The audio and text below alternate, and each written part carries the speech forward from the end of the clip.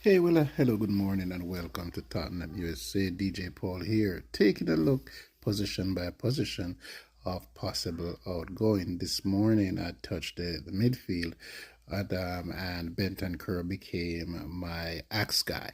And so, as we look at the number 10 position, them and the goalkeeper, the number 10 and the goalkeeper is the easiest position to analyze. And so, we only have one number 10 technically.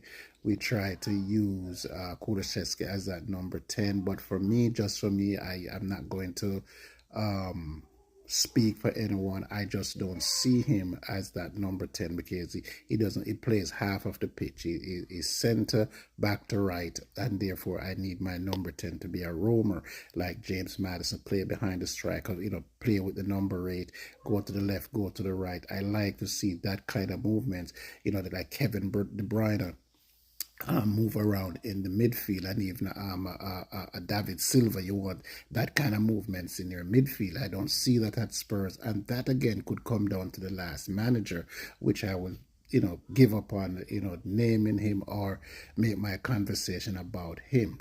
Right as it is now, it's all about Frank. And so, what is Frank looking forward to?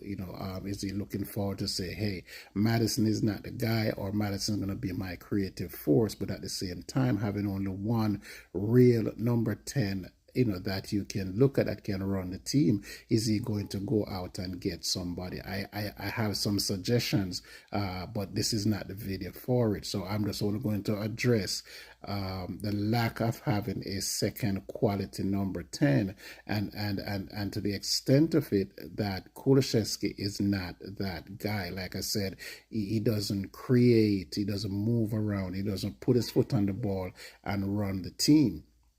And so when we start talking about creative players in the final third, this is where you have drifters like the